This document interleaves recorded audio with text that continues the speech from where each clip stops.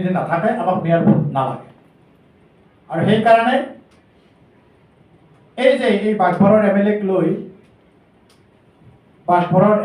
লৈ মেয়ৰ চৰ্দাৰ হ'ব খোজা অখিল গগৈক আমি ভাবোঁ আধুনিক অসমৰ বদনবৰ ফুকন হৈছে এই অখিল গগৈ। গতিকে তেওঁলোকে যি কৰে কৰক।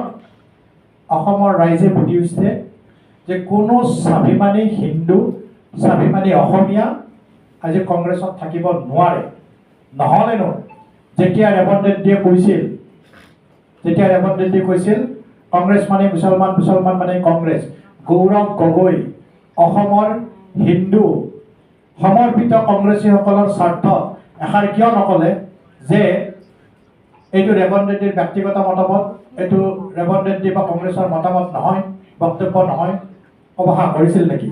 কিয় নক'লে গৌৰৱ গগৈ যেতিয়া কৈছিল মাল্লিকাৰ্জুন খাৰ্গেৰ পুত্ৰই যে অসমৰ ছেমিকণ্ডাক্টৰ ইণ্ডাষ্ট্ৰীৰ কাৰণে টেলেণ্টৰ অভাৱ, কিয় নক'লে তেতিয়া গৌৰৱ গগৈ ডাঙৰীয়াই যে এইটো তেখেতৰ ব্যক্তিগত মতামত, এইটো আমাৰ দলৰ মতামত নহয়? ৰাজনীতি কৰক, কিন্তু জাতিৰ উদ্ধত গৈ ৰাজনীতি নকৰিব। জাতি প্ৰথম, ৰাষ্ট্ৰ প্ৰথম, ৰাষ্ট্ৰ সৰ্বোপৰি। সেইকাৰণে আমি এতিয়াও সন্দেহ আছে গৌৰৱ গগৈৰ ওপৰত। তেখেতে কিয় গৈছিল, 10 দিন ক'ত আছিল, কি কৰিছিল, সাহস আছে যদি উত্তৰ দিয়ক। পত্নীক তক্ষশিলালৈকে যে লৈ গৈছিল নৱবিবাহিতা পত্নীক, এখন ফটো সাহস আছে যদি সামাজিক মাধ্যমত দিয়ক। ৰাষ্ট্ৰদোষত দোষী হৈ, খালি এইটো প্ৰমাণ হ'বলৈ বাকী আছে ৰাষ্ট্ৰদোষত তেখেত দোষী হৈ। নহ'লেনো ইছলামাবাদত কিয় যায় পাকিস্তানৰ সামৰিক শক্তিক? তাৰে 5 মাহ পিছত কিয় আমাৰ পাৰমাণৱিক শক্তিৰ উৎস ক'ত আছে, আমাৰ সামৰিক অস্ত্ৰৰ ভাণ্ডাৰ ক'ত আছে, কিয় প্ৰশ্ন কৰে সংসদত? অসমৰ বিষয়ে প্ৰশ্ন কৰিব নোৱাৰে? অসমৰ বিষয়ে প্ৰশ্ন কৰিবলগীয়া একো নাই? যোৰহাটবাসীৰ কোনো আশা নাই, প্ৰত্যাশা নাই? অসমৰ তেওঁৰ ওপৰত আমাৰ প্ৰত্যাশা নাই? আছে, যদি আছে অসমৰ বিষয়ে কওক। জনজাতিকৰণৰ কথা কৈ থাকে। যিদিনা আমাৰ বীৰেন বৈশ্য ডাঙৰীয়াই জনজাতিকৰণৰ বিষয়টো ডিচেম্বৰ 2024 আনিছিলে শীতকালীন অধিৱেশনত, তেতিয়া কংগ্ৰেছৰ ৰকিবুল হুছেইন, গৌৰৱ গগৈ আৰু প্ৰদ্যুৎ বৰদলৈ কিয় আলোচনাত ভাগ নল'লে? গৌৰৱ গগৈ এজন নিজে আহোম নহয়, দেৱব্ৰত শইকীয়া এজন আহোম নহয়, দুয়োজনৰে পিতৃয়ে মুখ্যমন্ত্ৰী নাছিল?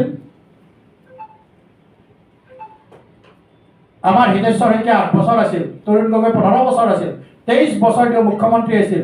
আৰু এই 6টা জনজাতিৰ ভিতৰত জনজাতিকৰণ বিচৰা এটা জাতি আছিল আহোম। কি কৰি থৈ গৈছিল তেখেতসকলে? আজি ইমান দিন হ'ল, কি অসমৰ কথাক লৈ তেখেতে মাত মাতিছে গৌৰৱ গগৈ ডাঙৰীয়াই? গতিকে বেলেগৰ সমালোচনা কৰাৰ আগতে ভাৰতৰ সকলো ৰাজ্যতে কংগ্ৰেছ আছিল, কংগ্ৰেছৰে ৰাজ্যবিলাকত কংগ্ৰেছৰ শাসন আছিল। আজি মাত্ৰ 3খনত আছে, এই 3খনো হেৰাই থাকিব। সেইকাৰণে ভগৱানে তেখেতক সুমতি দিয়ক, ভূমিপুত্ৰৰ কথা ভাবক। ধন্যবাদ। আৰু মোৰ লগত আমাৰ